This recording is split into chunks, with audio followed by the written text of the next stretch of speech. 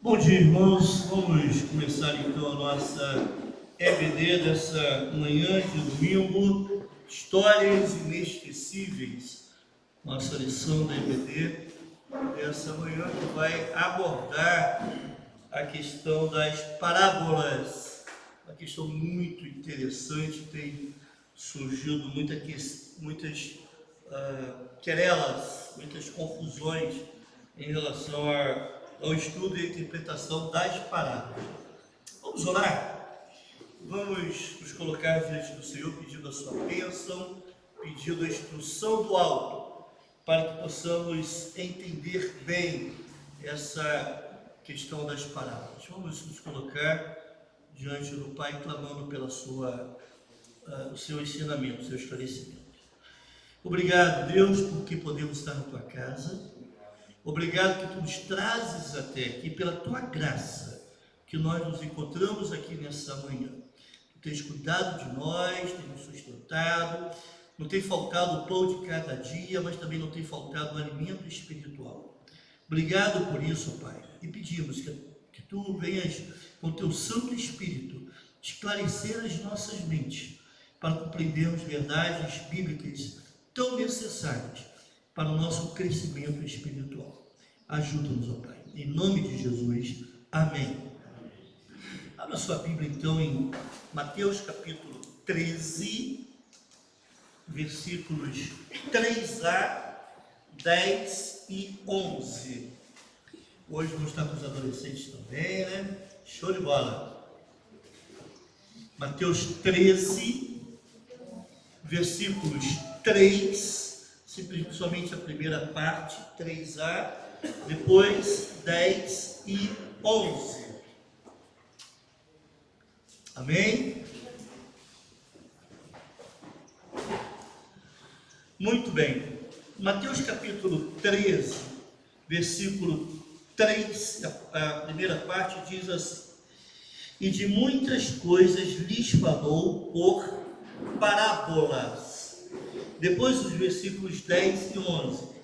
Então se aproximaram os discípulos e lhe perguntaram: por que lhes falas por parábolas? Ao que lhe respondeu: porque a vós outros é dado conhecer os mistérios do reino dos céus, mas àqueles não lhes é isso concedido. Irmãos, mais para frente eu vou mostrar para os irmãos, eu ia fazer isso agora, mas estou com um probleminha aqui no meu celular, como que essas parábolas elas foram interpretadas de forma estranha, de forma errada. Mas daqui a pouco eu vou mostrar, vou dar um exemplo desse fato que aconteceu ao longo da história da igreja. A palavra parábola, parabolê, em grego, significa pôr as coisas lado a lado. Ou seja, o que é a parábola? Como que Jesus usou a parábola? Jesus usava as parábolas simplesmente para ensinar verdades profundas que ele queria apresentar para aqueles seus ouvintes de uma forma muito direta, muito prática. Então ele tinha algo a ser ensinado e ele usava a parábola, que é uma figura, que é um recurso de linguagem, para ajudar as pessoas na sua compreensão daquelas verdades bíblicas. Embora muitas dessas compreensões não eram alcançadas por todos, somente por aqueles que haveriam de abraçar a fé.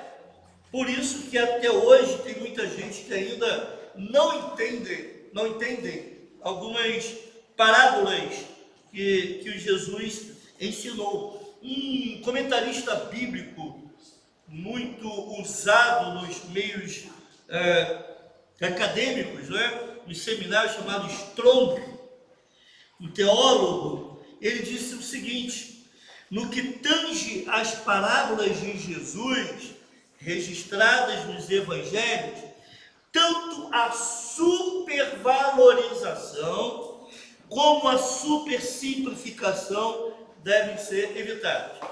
O grande perigo, irmãos, quando nós lemos a parábola, e eu que posso confessar o meu pecado, porque eu já fiz isso, é quando nós começamos a supervalorizar, ou quando nós começamos a simplificar demasiadamente a parábola. O que isso quer dizer na prática? Cada parábola, ela tem um ensino principal. Obviamente que muitas apresentam também alguns ensinos secundários, certo? Só que qual é o mais importante? Não é o principal? Aí as pessoas começam a usar detalhes da parábola e tentar explicar o que significava aquilo. Isso leva a alguns problemas. Quando você foge do ensino principal, o que Jesus queria ensinar com aquilo? Qual era o objetivo de Jesus ao ensinar, ao falar essa parábola, ao usar a parábola? Quando as pessoas não fogem desse objetivo de Cristo, dessa ideia central da parábola, aí fica começando a levantar várias outras ideias que são altamente estranhas, aí doutrinas estranhas começam a surgir, isso por um erro de interpretação, bíblica. E não é demais enfatizar o seguinte: quando você vai ler o texto bíblico, evite ao máximo tentar tirar alguma doutrina dali daquele texto. Coloque aquele texto dentro de um contexto imediato, sim? Entende? Que é o próprio capítulo. Coloque esse texto dentro de um contexto um pouco mais longo, que é o próprio livro. E, obviamente, você precisa colocar esse texto dentro do contexto geral, que é da própria Bíblia. Então, nenhum versículo isoladamente, nenhum texto isoladamente é suficiente para amparar algum tipo de doutrina, e é isso que muita gente tem feito. Olha, Jesus disse: faça isso, é assim que você... Peraí, mas não é bem isso, não é isso que o texto diz, não é? Tem tantas coisas que a gente ouviu agora recentemente, muitas ideias, muitas profetadas, não é? Muita coisa. O pessoal não sabe ler, não. É o que me vem à cabeça. Por quê? Ele só lê aquele texto. Não, olha, a Bíblia está falando isso. Peraí, gente, o contexto não é esse. De forma alguma, não é? Sem querer atacar ninguém, não é isso? É só uma crítica ao uso errado do texto, e eu vi isso hoje de manhã. Eu gosto de botar, enquanto eu estou tomando banho, eu gosto de botar uma palestra. Eu estou tomando banho ouvindo palestra. Não sei se alguém faz isso, a gente bota música, eu boto palestra. Aí um youtuber, né, influencer, hoje tudo tem essa linguagem moderna, né? Esses camaradas que falam, famosos, 70 mil visualizações, tá lasqueira. E ele estava falando assim, né? Ele usou esse texto, justamente isso. E a Bíblia fala: e conhecereis a verdade, e a verdade vos libertará. E nunca a verdade foi tão necessária desses dias, e a verdade está trazendo luz às mentiras que tem. Peraí, vamos lá. Ok. O que esse texto está dizendo, irmãos? E conhecereis a verdade, e a verdade vos libertará. Pergunto: quem é a verdade? Não é? Aqui está falando sobre Cristo. João, onde esse texto se encontra, João capítulo 8, está falando sobre Jesus. Você precisa conhecer Cristo. Aí, conhecendo a Cristo, você vai estar liberto. É isso. Não é? Há muita prática muito interessante que acontece por aí. Irmãos, eu Eu não questiono a moral de ninguém, não. Questiono as ideias. Né? As boas intenções, eu não questiono, a gente não está no coração da pessoa. A gente questiona as ideias. Né? Você quer ajudar alguém a se libertar? Ontem eu ouvi uma oração, a pessoa dizendo assim, que todo espírito de maldição, eita lasqueira. Aí fiquei lá com os meus botões, e tem algumas orações que eu tenho dificuldade de dizer amém, sabe? Eu fico travado aqui, é difícil dizer amém para algumas coisas, né? Aí a pessoa falando assim, aí eu fiquei pensando, eu falei, peraí, eu estou aqui para aprender a evangelizar, que eu preciso aprender isso tudo, de vez em quando a gente precisa voltar às bases. O que pode realmente libertar a pessoa de fato, de qualquer maldição? Jesus, irmão! Então eu não preciso fazer 7 sextas-feiras, eu não preciso trazer 318, eu vou falar sobre isso hoje à noite, homens aqui, pastores, para orar. Eu não preciso fazer nada demais. O que eu preciso fazer é anunciar Cristo. Ele é quem nos liberta. Sim? Amém? Amém. Ok. O problema, inclusive com as parábolas, é quando as pessoas pegam esses textos e resolvem trazer algumas ideias próprias para o texto. Isso se chama de pressuposto. E resolve trazer algumas ideias próprias para o texto e vão interpretar o texto de acordo com a sua própria vontade, com os seus próprios interesses. Aí, meu irmão, o negócio fica complicado. Isso acontecia com as parábolas de Jesus. E Strong, esse teólogo é muito interessante. Ele fala assim, continua falando.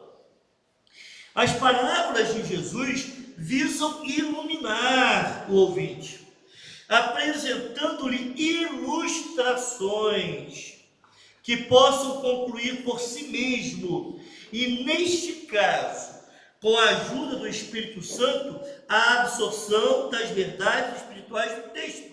Então Jesus queria ensinar algo, e diversas parábolas, se não me engano, todas elas, se referiam ao reino.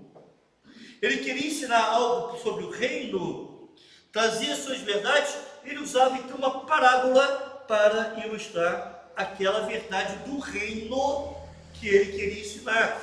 A ilustração, irmãos, ela abre um pouco a mente e ajuda a compreender a parábola.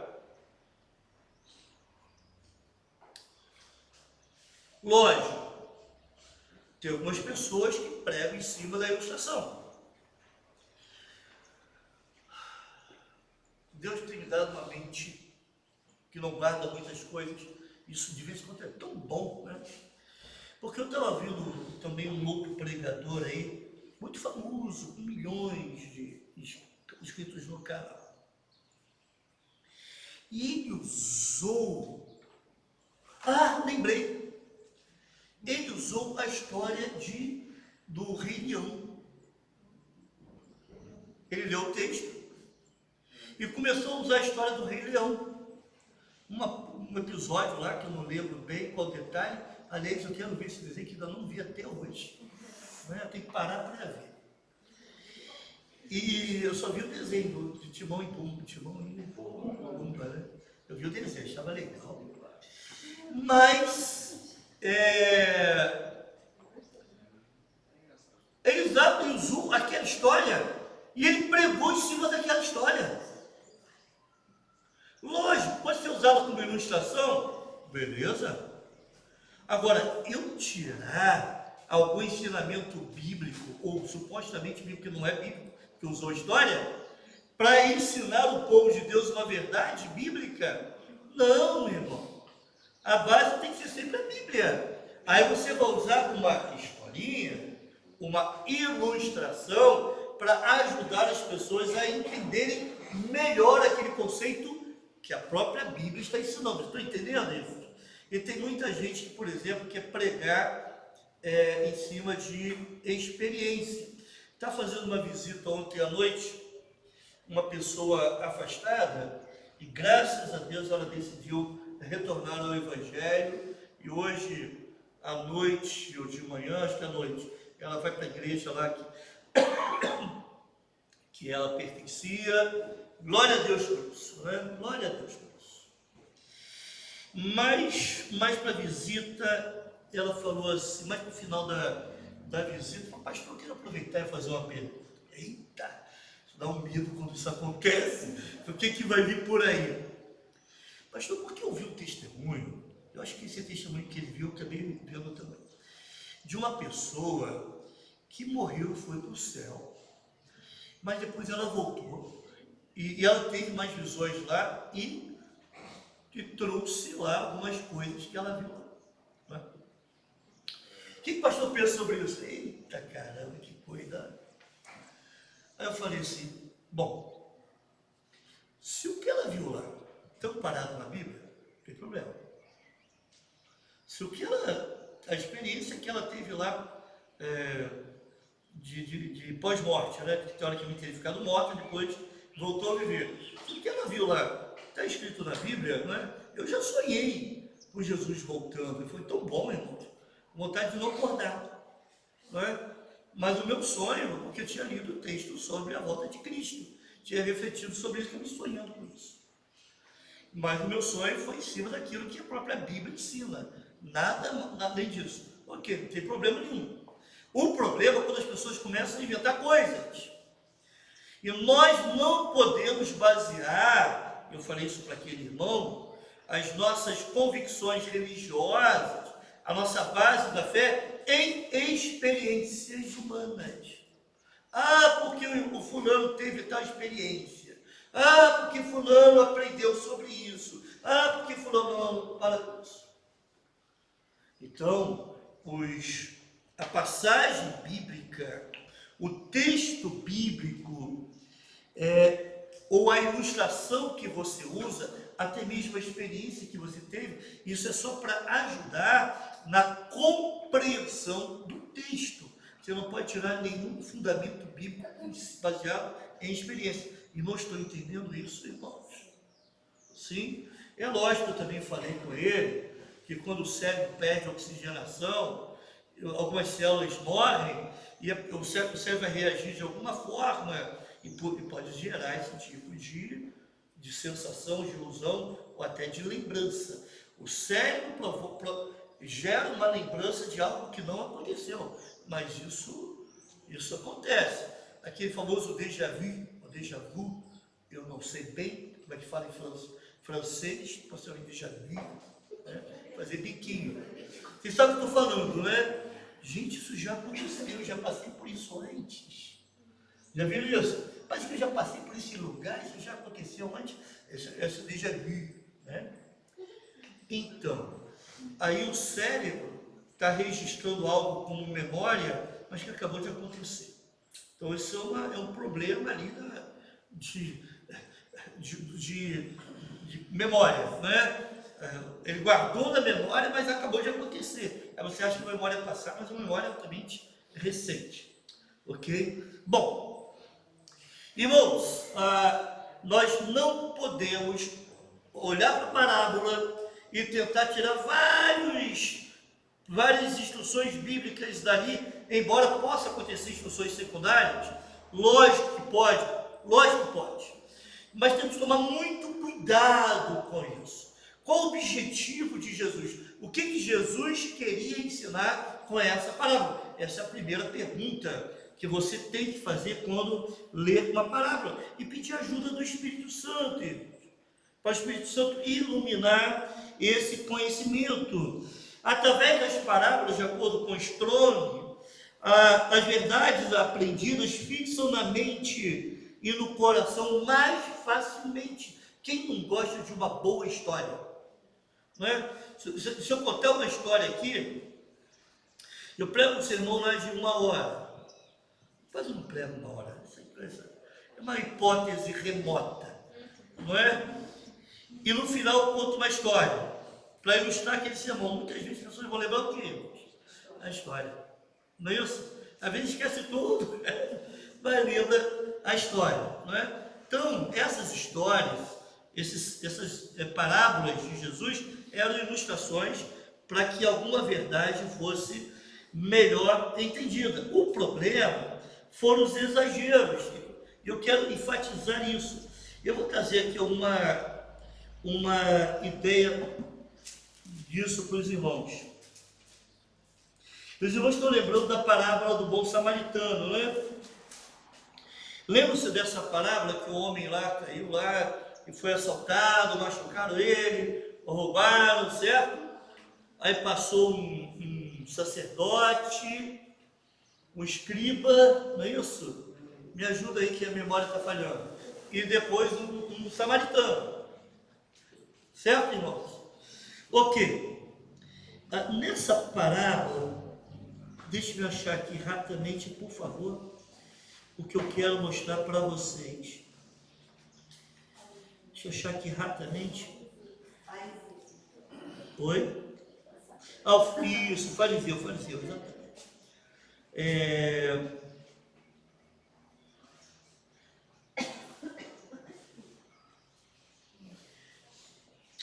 Vamos dar uma olhadinha. Lucas 10, 25 a 37. Eu vou mostrar uma coisa para os irmãos, vamos ler essa parábola antes. Eu quero mostrar um exagero na interpretação da parábola, mas vamos ler a parábola só para a gente se situar. Lucas 10, a partir do versículo 25. Só para a gente lembrar os detalhes da parábola, diz assim: e eis que certo homem, intérprete da lei, se levantou com o intuito de pôr Jesus à prova e disse: mestre, que farei para herdar a vida eterna? Então, o que motivou a parábola foi uma pergunta de um intérprete da lei: mestre, o que farei para herdar a vida eterna? Então Jesus lhe perguntou: o que está escrito na lei? Como interpreta? E isto lhe respondeu: amarás o Senhor teu Deus de todo o teu coração, de toda a tua alma, de todas as tuas forças e de todo o teu entendimento, e amarás teu próximo como a ti mesmo. Então Jesus lhe disse: respondeste corretamente, faze isto e viverá, que é algo impossível para esse camarada. Ele, porém, querendo justificar-se, perguntou a Jesus: quem é o meu próximo? Então, a partir dessa segunda pergunta, Jesus então vai mostrar para ele quem é o próximo. Versículo 30, Jesus prosseguiu dizendo: certo homem, aí começa a parábola, certo homem descia de Jerusalém para Jericó. Lembra que Jerusalém ficava lá no alto, no monte, chamado de monte, muito usado na Bíblia como Monte Sião, certo? Então certo homem descia de Jerusalém para Jericó e veio cair em mãos de salteadores, os quais depois de tudo lhe roubarem, lhe causarem muitos ferimentos, retiraram-se, deixando-o semi-morto. Casualmente, descia um sacerdote por aquele mesmo caminho e, vendo-o, passou de lá. Semelhantemente, um levita descia por aquele lugar e, vendo-o, também passou de lá. Então, sacerdote, levita, religiosos, homens que serviam no templo, sim? Certo samaritano, versículo 33, que seguia o seu caminho, passou-lhe perto. Então os outros passaram de lá. Era uma volta maior. Já o samaritano passou perto. Não fugiu, né? Não deu uma volta maior. Não evitou. E vendo, compadeceu-se dele. E chegando-se, pensou-lhe os ferimentos, né? Tratou dos ferimentos, aplicando-os óleo e vinho. E colocando-o sobre o seu próprio animal, levou-o para uma hospedaria e tratou dele. No dia seguinte, tirou 2 denários e os entregou ao hospedeiro, dizendo: cuida deste homem, e se alguma coisa gastares a mais, eu te indenizarei quando voltar. Aí Jesus então vai aplicar a parábola. Qual destes 3 te parece ter sido próximo do homem que caiu nas mãos dos salteadores? Respondeu-lhe o intérprete da lei: o que usou de misericórdia para com ele. Então ele disse: vai e procede tu de igual modo. Já pensou usar um samaritano como exemplo para um judeu? E os irmãos sabem que os samaritanos eram odiados pelos judeus, né? Pelos judeus. Muito bem. Aí está a parábola aí. Estamos entendendo que havia uma pergunta, havia um propósito, sim, a ser ensinado. E Jesus usou essa parábola para dizer, olha, quem é o próximo?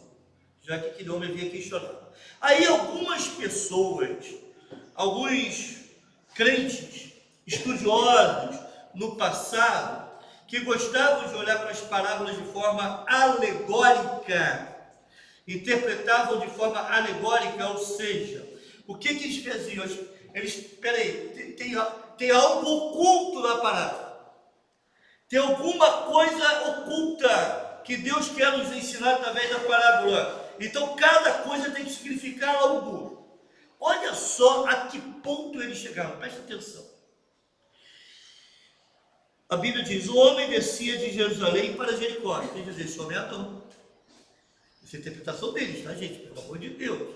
É uma forma errada, é alegórica. Então, ele dizia, o Agostinho usou isso também, esse tipo de interpretação, né? E outro antes dele também usou isso aí.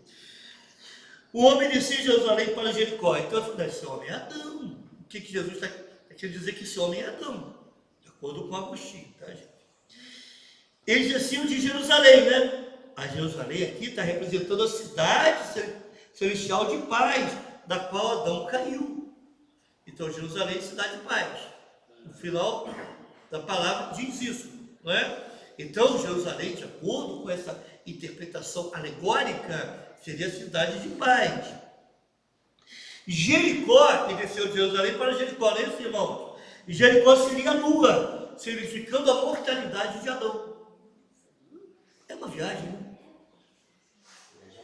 Os assaltantes seriam então o diabo e seus anjos, seus demônios, na realidade. Os anjos não. Aí seriam os assaltantes. Deixaram-no nu.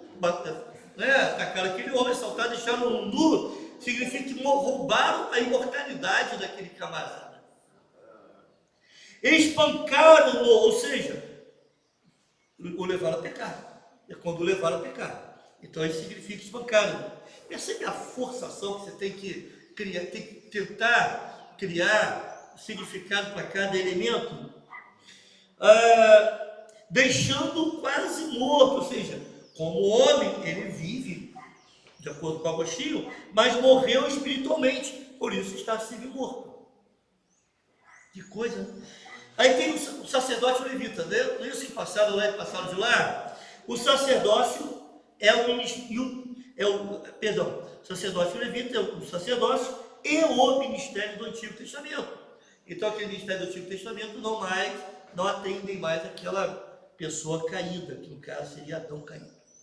O samaritano, ele dizia que significava o guardião, portanto, seria o próprio Cristo. O samaritano seria o próprio Cristo ajudando. Enfaixou-lhe as feridas, ou seja, estava amarrando a compulsão para o pecado, o desejo para o pecado, instinto natural que leva a pessoa a pecar. O azeite seria o conforto da boa esperança. O vinho seria a exortação ao trabalho com fervor do Espírito. A montaria, porque ele pega o homem ferido, bota em cima da sua montaria, aquela montaria, o jumento, seria a carne da encarnação de Cristo. Eita lasqueira! A hospedaria, para onde aquele homem ferido foi levado, é a igreja. A hospedaria é a igreja, de acordo com Agostinho, e outro antes dele. O dia seguinte, né, que o homem vai e tal, deixa o dinheiro, é a ressurreição, é após a ressurreição. 2 denários que o homem deixou lá para pagar, lá o hospedeiro, para tratar lá do ferido, seria a promessa desta vida e da que está por vir. Então, 2 denários, a promessa dessa vida e da que está por vir. E o hospedeiro seria Paulo. Gente, que barato, que legal, né? É estranhamente legal, vou dizer assim. Irmãos, entendem o que pode, a que ponto se pode chegar quando as pessoas forçam a parábola para tentar descobrir em cada detalhe da parábola algum tipo de ensinamento secreto, oculto, que Deus quer nos dar. Entendem isso, irmãos? Qual o objetivo de Jesus com a parábola do bom samaritano? Ensinar o quê? Quem é o próximo? Foi uma pergunta. Ele ensinou? Sim, está lá. Acabou. Pô, não tentem arrumar nada além disso. Isso é um problema sério, irmãos, que a gente encontra nos nossos dias muita alegorização. As pessoas pegam o texto e ficam inventando cada coisa como se ali tivesse. Descobriu uma revelação nova de Deus. Uma revelação nova. Olha, descobri algo na Bíblia que estava lá, mas ninguém via. Gente, milhares de anos, quantas pessoas se debruçando sobre esse livro e ninguém, só você vê, tem alguma coisa estranha aí, não é? Muito estranha. Aí nós temos algumas parábolas aí. A primeira parábola é a parábola do semeador. Vamos para Lucas capítulo 13. Perdão, irmão, perdão. Mateus 13. Mateus 13. Aí nós vamos estudar no restante dessa aula essas duas parábolas aí, o semeador, a parábola do semeador, a parábola do joio e do trigo. Essas duas parábolas não são tão difíceis de ser estudadas, porque o próprio Cristo ensinou após, logo em seguida, o que elas significavam. Então não tem muita dificuldade de você entender essa parábola. Mas tem muita história, muita coisa que as pessoas também inventam por aí. Mateus 13, de 1 a 23. Naquele mesmo dia, saindo Jesus de casa, assentou-se à beira-mar. E grandes multidões, gente, multidões aqui, quantas pessoas vocês acham que poderia ser? Numa primeira vez, Jesus alimentou quantos? Lembra? Quantas pessoas? 5.000. Fora mulheres e crianças. Então, quando fala grandes multidões mesmo, né? Se reuniram perto dele, de modo que entrou num barco e se assentou, e toda a multidão estava em pé na praia. E de muitas coisas lhes falou por parábolas, e dizia: eis que o semeador saiu a semear. E ao semear, uma parte caiu à beira do caminho, e vindo as aves a comer. Outra parte caiu em solo rochoso, onde a terra era pouca, e logo nasceu, visto não ser profunda a terra. Saindo, porém, o sol a queimou, e porque não tinha raiz, secou-se. Outra caiu entre os espinhos, e os espinhos cresceram e a sufocaram. E outra, enfim, caiu em boa terra, e deu fruto, a 100, a 60 e a 30. Quem tem ouvidos para ouvir, ouça. Até aqui Jesus narrou a parábola. Daqui em diante ele vai explicar essa parábola. Vamos lá. Então se aproximaram os discípulos e perguntaram: por que eles falam por parábolas? Ao que respondeu: porque a vós outros é dado conhecer os mistérios do reino dos céus, mas àqueles não lhes é isso concedido. Irmãos, para aqueles que são crentes em Cristo Jesus, para aqueles que receberam a Cristo como Salvador e vivem em comunhão com Deus, não tem nada difícil a ser aprendido. Lógico, tem alguns textos que a gente precisa se debruçar mais, não é? Mas o próprio Deus, ele vai fazer com que nós, em algum momento, venhamos a entender o que está lá. Agora, para aqueles que não têm essa busca por Deus, muitas das coisas que Deus fala, eles não vão entender. Você convive com pessoas assim. Aí você fala verdades tão simples e eles não entendem. E o pior, não aceitam e não querem aceitar esse tipo de coisa. Não é? Coisas tão básicas, mas eles não entendem. São verdades tão simples, mas eles não alcançam a compreensão. Versículo 12. Pois ao que tem se lhe dará, e terá em abundância. O que se tem aqui? A compreensão das verdades de Deus. Mas o que não tem, até o que tem lhe será tirado. Ou seja, até aquilo que ele ouviu, até aquele contato que ele teve com a palavra, em algum momento até isso vai perder. E a parábola vai ajudar nesse tipo de entendimento. Por isso lhes falo por parábolas, porque vendo não veem, e ouvindo não ouvem, nem tem. De sorte que nele se cumpre a profecia de Isaías: ouvireis com os ouvidos, e de nenhum modo entendereis, vereis com os olhos, e de nenhum modo percebereis. Porque o coração deste povo, aí é a razão do não entendimento, porque o coração deste povo está endurecido. Interessante que ontem na visita eu vi isso aqui muito claramente. Enquanto estava o Senhor e a sobrinha, a gente falava com o Senhor, e algumas perguntas foram feitas para eles entenderam. E agora, o que vocês vão fazer em relação a isso? Um disse assim: eu preciso voltar, eu preciso voltar, eu tenho que voltar, eu preciso me acertar com Deus. A outra disse: eu entendo, eu preciso voltar, mas por enquanto não, agora eu não quero.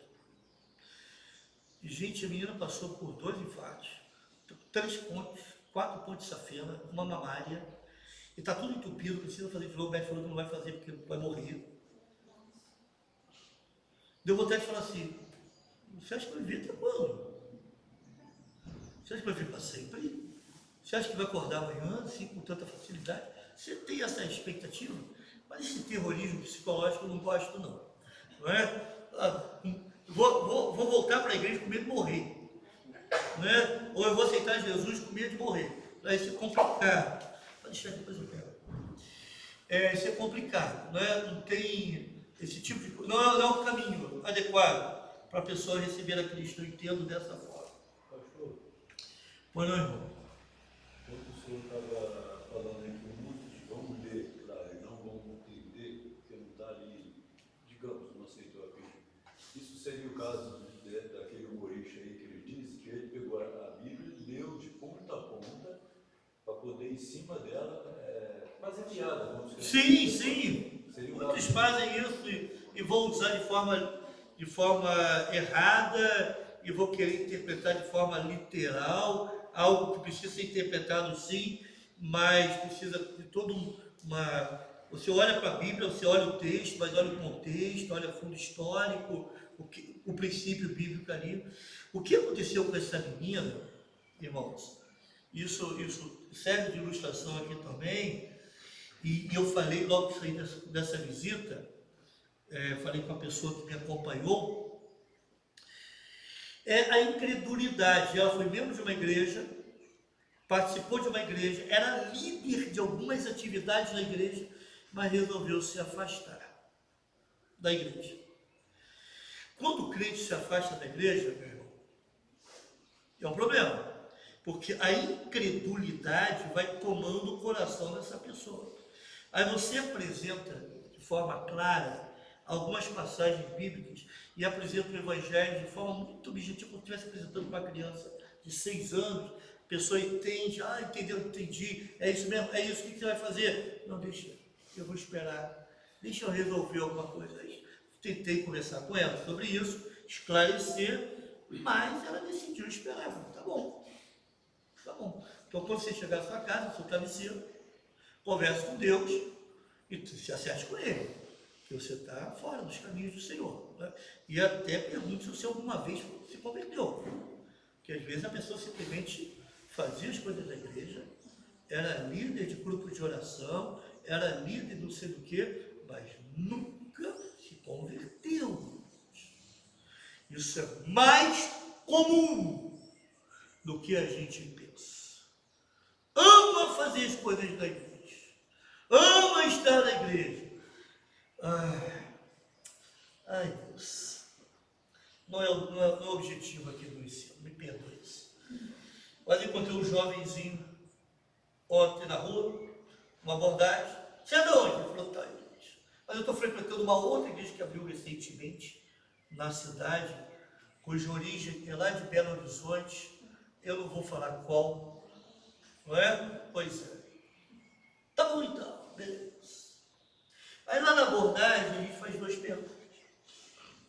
E uma pergunta é: por que Deus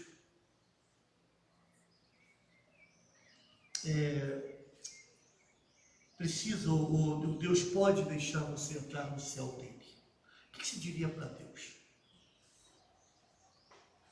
Sabe o que ele respondeu? Frequenta a igreja, vai todo domingo lá. Não faço nada demais. Eu procuro ajudar. Eu tento ter uma vida correta. Não está certo, irmão? É isso que leva alguém para o céu? Tudo. E tem gente aqui, membro dessa igreja, que pensa ainda assim. Que acha que fazer alguma coisa para Deus vai torná-lo merecedor do céu.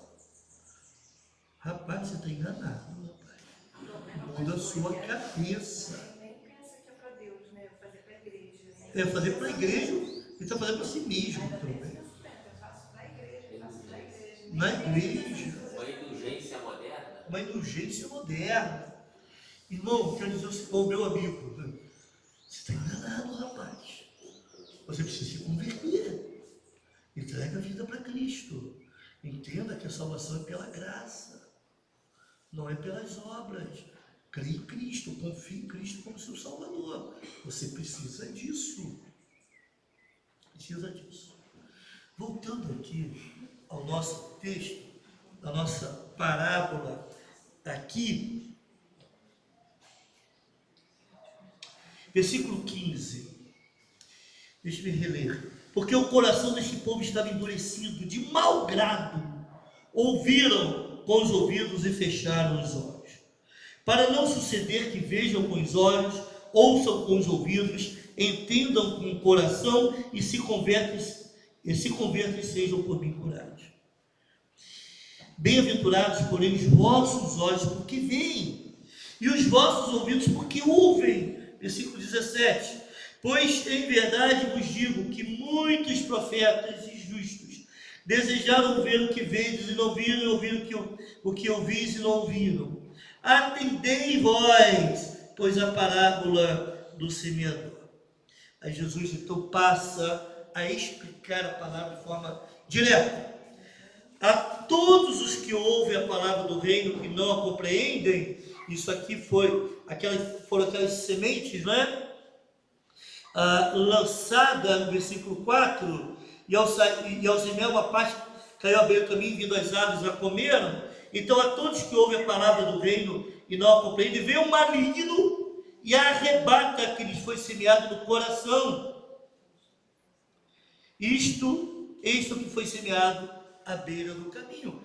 Ouve a palavra, vem aqui, ouve no sermão, na televisão, ouve em algum lugar, mas não recebem, não compreendem, não absorvem, não trazem para si. Aí aquilo que ele ouviu, vem o maligno e tira. Daqui a pouco está lá no campo do esquecimento. O que foi semeado em solo rochoso, isso está lá no versículo 5, outra parte caiu em solo rochoso, onde a terra era pouca e logo nasceu, visto não ser profunda a terra. Versículo 6, saindo porém o sol queimou, e porque não tinha raiz secou-se. O que foi semeado em solo rochoso, esse é o que ouve a palavra e a recebe logo com alegria, mas não tem raiz em si mesmo, sendo antes de pouca duração, Ele chegando a angústia ou a perseguição por causa da palavra, logo se escandaliza. Sabe que a pessoa que, gente, esse camarada é convertido. Olha a alegria desse camarada.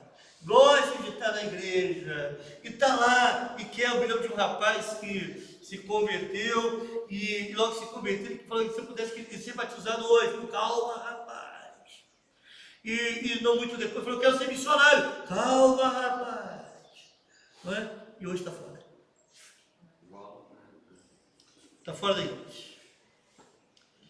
E tentei fazer o trabalho, conversei com ele, e propus, e falou, não, eu preciso cuidar de outras coisas. Está fora da igreja.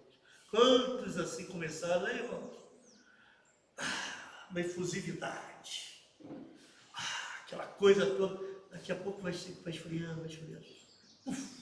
Está longe. E Jesus continua. Versículo 22, não é? Isso tem a ver com o versículo 7. Outra caiu entre espinhos, e os espinhos cresceram e a sufocaram. E Jesus explica, o que foi semeado, no versículo 22, o que foi semeado entre os espinhos, é o que ouve a palavra, porém os cuidados do mundo, a fascinação das riquezas, sufocam a palavra, e fica infrutífera.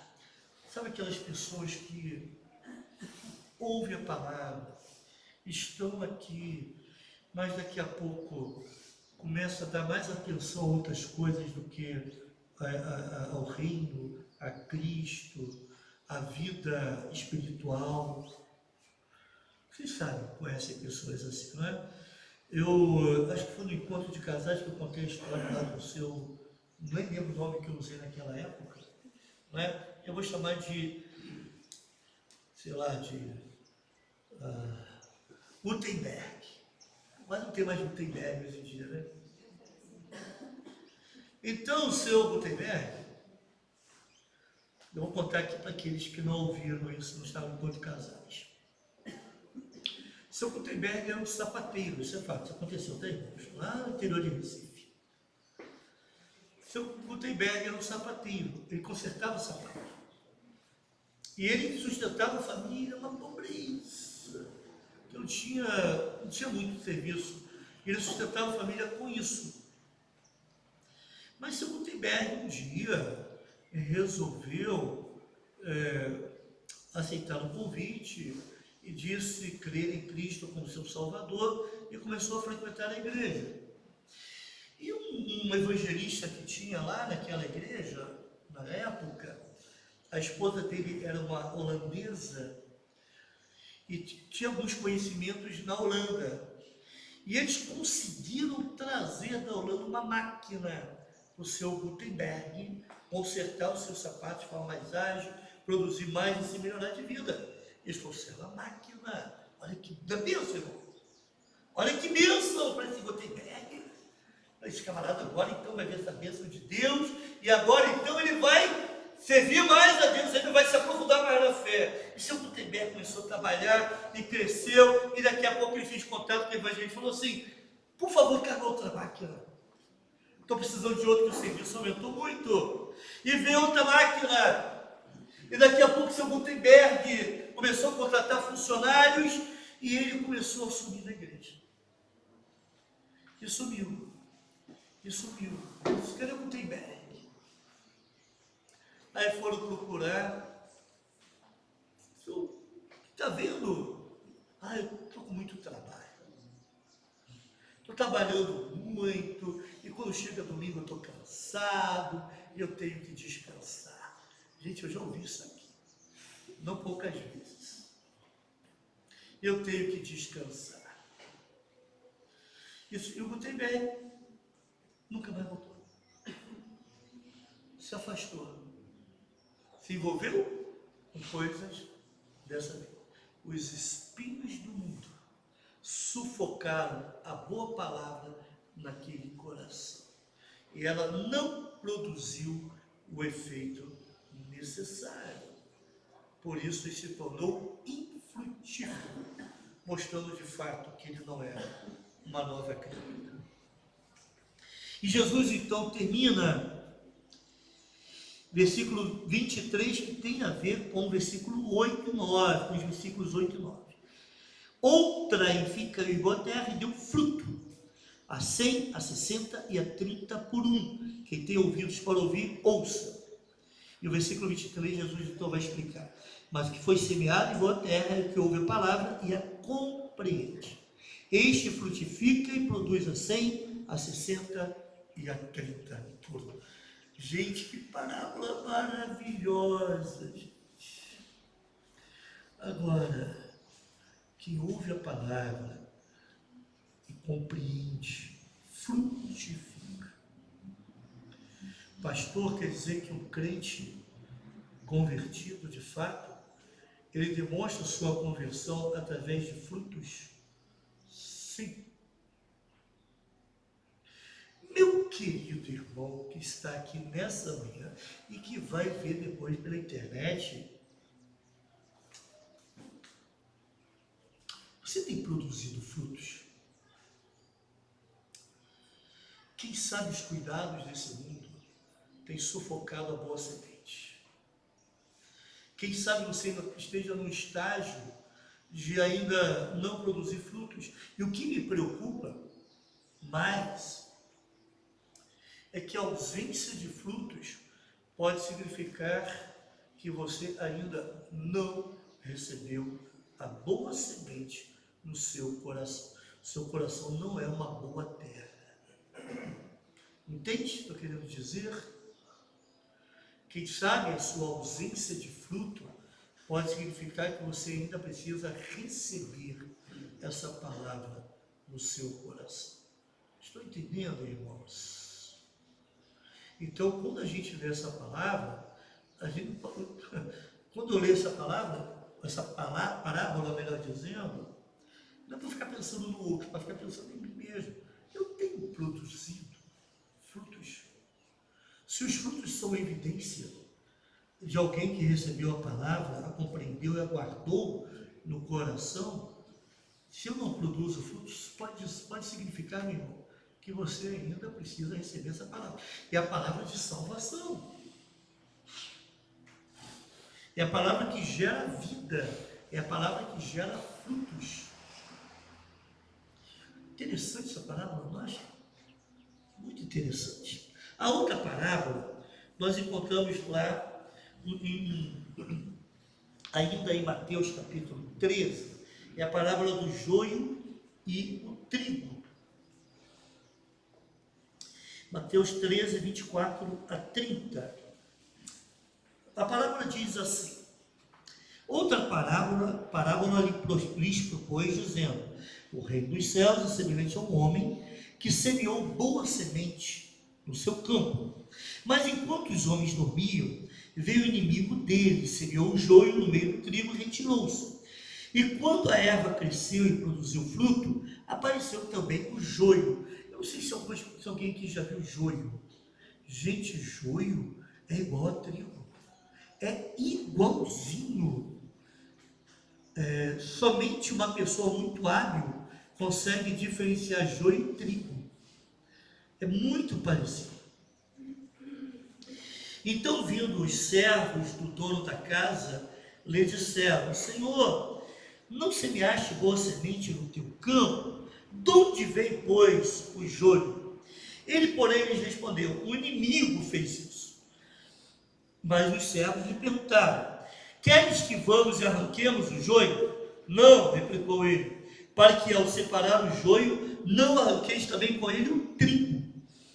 Deixai-os crescer juntos até a colheita. E no tempo da colheita, direi aos ceifeiros: ajuntai primeiro o joio, atai-o em feixes para ser queimado, mas o trigo recolhei-o no meu celeiro.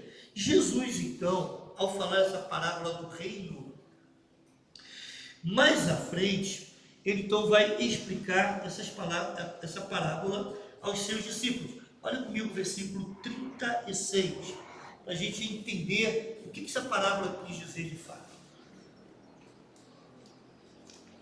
Vamos lá. Então, despedido das multidões, foi Jesus para casa, e chegando-se a ele, Os seus discípulos disseram: explica-nos a parábola do joio do campo. Observe que os discípulos estão com dificuldade de entender algo que hoje uma criança entende. Mas, gente, aquela realidade era diferente da nossa. Tá bom? 37. E ele respondeu: o que semeia a boa semente é o Filho do Homem. É o Filho do Homem que semeia a boa semente. Ok? Está claro aqui, né? Isso está no versículo 24. O reino do céu é semelhante a um homem que semeou a boa semente no seu campo. Então aqui está se referindo a quem, irmãos? A Cristo, a Jesus. Ele que semeia a boa semente. O versículo 38 também se refere aqui, na verdade, ao versículo 24 e 25, né? O versículo 38 fala assim: o campo é o mundo, a boa semente são os filhos do reino, e o joio são os filhos do maligno. Sim, os filhos do reino são a boa semente. Então não confunda com a palavra. Não confundam com a parábola de Mateus, né, sobre a parábola do semeador. Aqui, a boa semente são os filhos do reino. São crentes em Cristo Jesus. Salvos. O joio são filhos do maligno. São aqueles que não creram em Cristo ainda, como seu salvador pessoal. Versículo 39. O inimigo que o semeou é o diabo. Gente, quem que coloca joio no meio do trigo? É o diabo. Quem que coloca pessoas não crentes no meio da igreja? É o diabo. E isso é uma coisa impressionante. Irmãos, entenda, um incrédulo no meio da membresia da igreja pode provocar uma desgraça. Ele traz confusão, traz problemas, traz dificuldade, arruma encrenca, não entende nada, é o peso morto, que só vem dar trabalho na realidade. Entende? Ele não entende os valores do reino. Aí você vê assim: peraí, essa pessoa está agindo dessa forma, mas a Bíblia ensina tão claramente a não agir assim. Mas é porque ainda é joio no meio do trigo. Depois eu quero afirmar uma coisa aqui para os irmãos, e eu espero não ofender ninguém. Mas se ofender, eu sinto muito e já peço perdão antecipadamente. Mas eu não posso deixar de falar algumas coisas. O inimigo que semeou o diabo, versículo 39. A ceifa, lembra que o proprietário, né, o dono, falou assim: não, deixa, não vou tirar o joio agora não, deixa chegar o tempo da colheita, da ceifa. A ceifa, esse tempo da colheita, é a consumação do século, ou seja, quando Jesus voltar.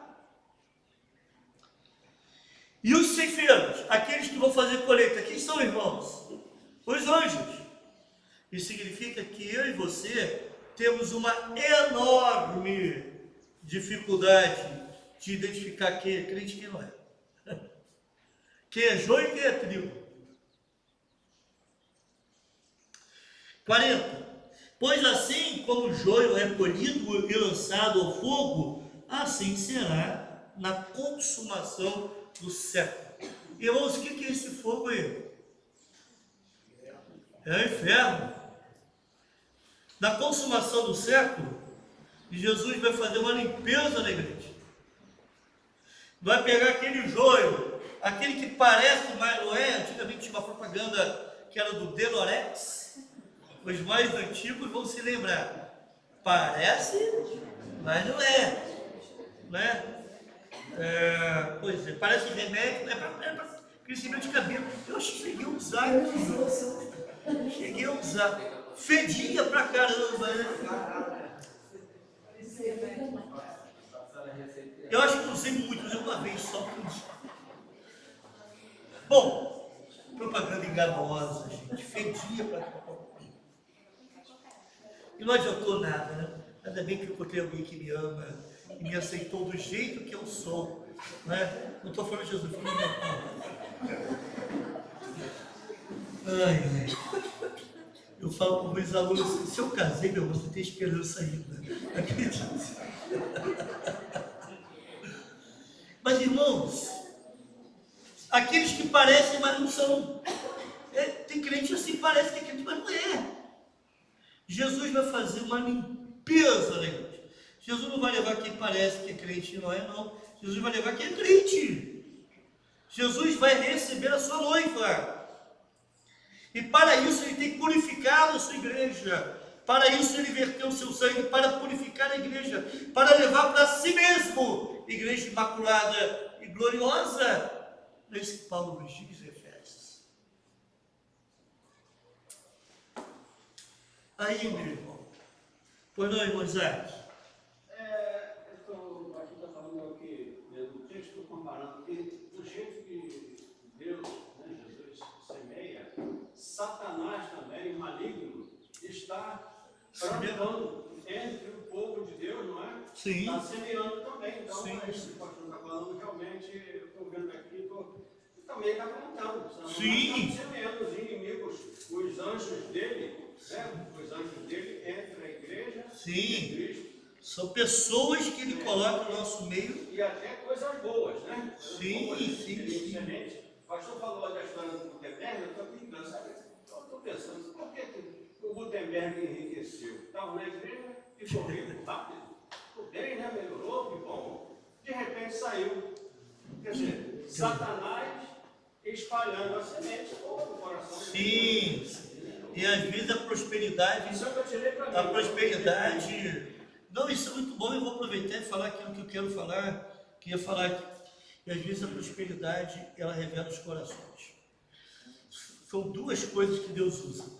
Então, são as dificuldades e a prosperidade. Não é? Deus sabe o que ele vai usar, irmão, na sua vida.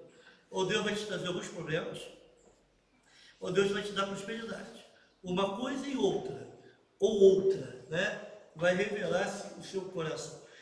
Em relação a isso, irmãos, a gente olha esse texto e muitos entendem o seguinte: então a igreja não pode exercer disciplina,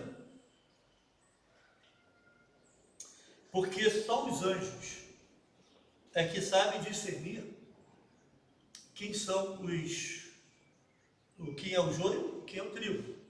Sim? Cuidado com isso. Eu me lembro em Mateus capítulo 7, Jesus falando sobre falsos pastores. Ele falou assim: pelos frutos os conhecereis. Em meu nome fazia isso. Jesus, em seu nome eu fiz isso. Está falando de pastores, tá, gente? Falando de líderes religiosos. Em seu nome eu fiz isso, expulsei teu nome, eu curei. Quantas pessoas se converteram? E Jesus disse: afastai-vos de mim, eu não vos conheço. Irmãos, o que eu estou querendo dizer com isso? Na realidade, todo mundo é muito bom até você andar mais perto, conviver junto. Não é verdade? Ninguém conhece Mário melhor do que o Verônica. Ninguém conhece Verônica melhor do que o Mário. Anda junto. Quem anda comigo e quem conviver comigo aí vai pensar assim: cara, não quero esse camarada como pastor não, porque rapaz, ele faz algumas coisas que eu não faço. Lógico, você também faz algumas coisas que eu não faço. E assim a gente vai lutando a nossa vida cristã, lutando contra o pecado. E pedindo perdão, né? E lutando para não repetir, e de vez em quando cai, daqui a pouco pede perdão de novo, e a luta é isso. É isso, irmãos. A vida cristã é uma luta. Mas nós precisamos nos aplicar. E esse vai ser um desafio nos próximos anos. Em tentar identificar dentro da membresia quem é de fato joio e quem é trigo. Porque, embora Deus fale que no final dos tempos Ele vai lidar com aquelas pessoas que não evidenciam que são de fato joio. Então nós, como igreja, temos a responsabilidade de não tolerar o joio. Entende? Então, se eu converso lá com o irmãozinho, eu pergunto para ele assim: meu irmão, você é salvo? Essas são duas perguntas simples.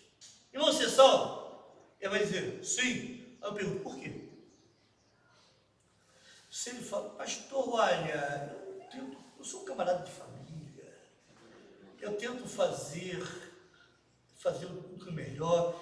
Olha, eu venho para a igreja, eu leio a Bíblia, eu oro. É isso que está. Bom, esse camarada não é crente, não. Ele precisa entender a respeito de salvação. O que é, quem é Jesus de fato e a sua salvação. Tem alguns que a gente precisa nem forçar muito. É só você ver o comportamento dessa pessoa, as atitudes dela, não é? E às vezes isso se torna muito claro, irmãos.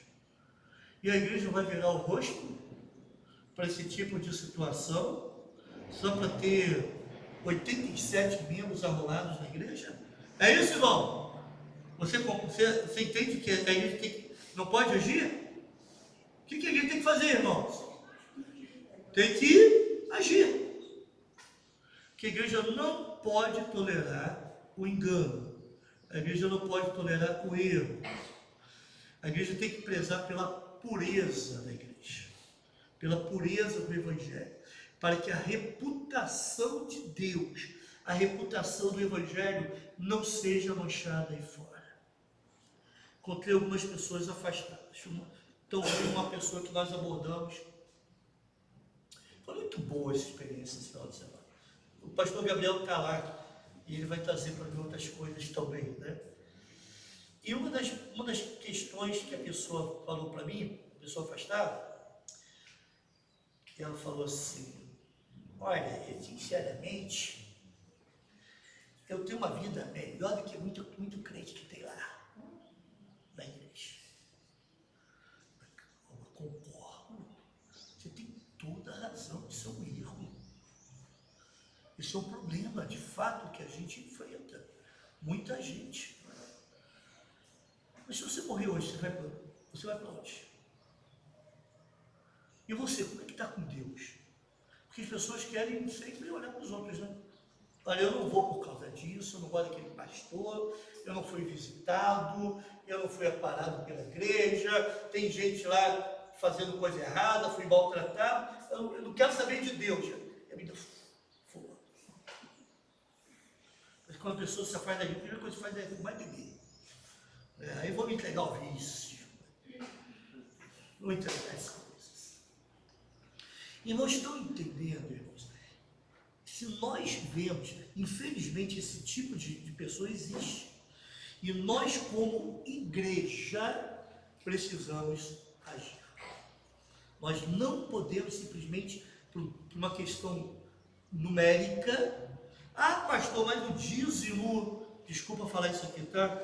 Até perdão aí para quem vai ouvir depois. O dízimo dessa pessoa é boa. Irmão, Deus não precisa do dízimo. Deus não precisa do seu dinheiro. E não é porque o seu dízimo é gordo ou você é uma pessoa influente, né, que o seu pecado vai ser tolerado pela igreja. Não enquanto eu for pastor. Né? Não enquanto eu for pastor da igreja. E eu espero que a igreja diga. O que a igreja vai dizer? Eu espero que a igreja diga. Amém. Que é uma coisa que fica complicada, irmão. Só uma percepção que eu tive, sim, né, nesse resumo ali da questão do joio e do trigo. Sim. O joio não identificado, quem vai fazer a colheita e lançar o fogo é o Senhor. Já o joio identificado, pelas obras, pelos frutos, pelas atitudes deles, quem faz a disciplina e exerce é a igreja. E o apóstolo Paulo deixa isso muito claro. Muito claro. Quando ele fala lá naquela passagem a respeito, né, daquela questão de Coríntios, ele fala: por que esse iníquo ainda está no meio de vocês? Arranque daí. Quando ele diz o quê? A igreja ela tem que exercer a disciplina para manter o quê? A santidade. Exatamente, meu irmão. E tem muita igreja cheia de pessoas mortas, tem muita igreja cheia mas com o evangelho, é uma igreja cheia, mas uma igreja que está morta. Uma igreja que as pessoas vão lá, se divertem, gostam de estar lá, mas não há transformação de vidas. Irmão, observe bem, por que nós ensinamos a palavra do Senhor? Por que nós prezamos pela palavra do Senhor? Porque somente a palavra que promove transformação pela ação do Espírito. Entendem isso? Mas é mais fácil a gente se dar bem, ser uma pessoa legal, né? Mexe com ele não. É um preço que o Evangelho não pode pagar, irmãos, né? Por isso, o Evangelho não pode pagar. Eu não estou falando de igreja batista, qualquer igreja, qualquer denominação não pode pagar esse preço. Eu me lembro que aquele texto de Mateus, capítulo 18, se não me engano, quando Jesus fala sobre o perdão, né? E se o seu irmão pecar contra ti, vai a ele só, não é isso? E se ele não te ouvir, leva duas ou testemunhas, e se não continuar ouvindo, leva a igreja. Para a igreja tomar uma decisão. Aí o texto continua, porque se 2 ou 3 reunidos em meu nome, eu ali estarei. Peraí, aqui está falando sobre culto? Esse texto está falando sobre culto? Esse texto está falando sobre disciplina. E muita gente usa assim, não tem problema se ter 2 pessoas no culto, porque se 2 ou 3 estiverem reunidos em meu nome, eu vou estar ali. Não. Esse texto está falando sobre disciplina, meu irmão. Entende isso? Ou seja, olha, se vocês querem preservar a santidade da igreja, a boa reputação do reino, e vocês agirem de forma disciplinar, eu estou com vocês. Estou ali, junto. Essa decisão eu apoio. Irmãos, até aqui, amém? Eu só queria, na verdade, hoje pela manhã, fazer a abordagem dessas duas parábolas, que eu achei interessante a gente voltar nelas, né? E refletir, e pensar, e aplicar algumas coisas à igreja, né? Como que nós precisamos de fato, irmãos,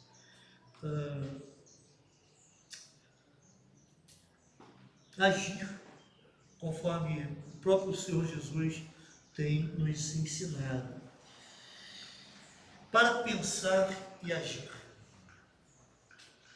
Olhando para a parábola do semeador, você entende que tem sido que tipo de semente? Aquela que recebe a palavra da verdade e logo abandona por causa das coisas desse mundo, ou a que foi semeada em terra boa e produz bons frutos? Que frutos você tem produzido? Irmão querido, você não pode passar a sua vida inteira como um mero espectador. Eu vou para a igreja para assistir culto, e eu não faço mais nada. Eu venho para a igreja, volto para casa, de casa, acordo no dia seguinte para trabalhar, quando chegar o final de semana eu venho para a igreja. E os frutos, meu irmão? E por favor, não confunda produzir frutos com trabalhar na igreja. Isso é um erro. Existe muita coisa a ser feita na igreja. Existe sim. Mas tem muita coisa a ser feita fora da igreja. E muitas vezes, porque o campo é onde, irmãos? O campo é aqui dentro? O campo é lá. E por isso que Deus tem me incomodado profundamente, irmãos.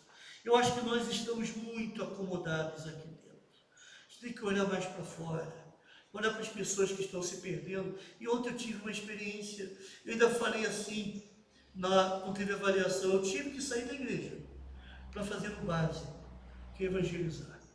Eu tive que ir lá para outra igreja, para sair na rua, para evangelizar, para fazer uma visita a uma pessoa que estava afastada da igreja, que abriu as portas para nos receber.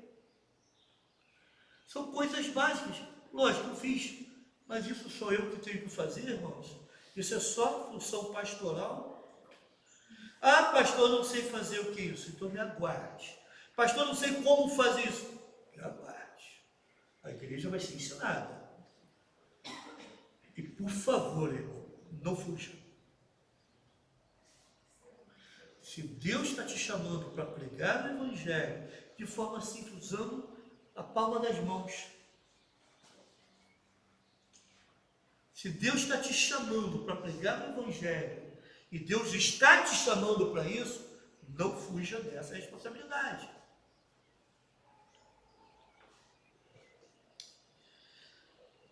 Segundo lugar, como se sente ao saber que Deus compartilha com você as coisas do seu reino? Irmãos, Deus, impressionante. Deus usou parábolas para nos ensinar, Jesus usou, né? Para nos ensinar princípios do reino. Como é que você se sente quando você aprende isso?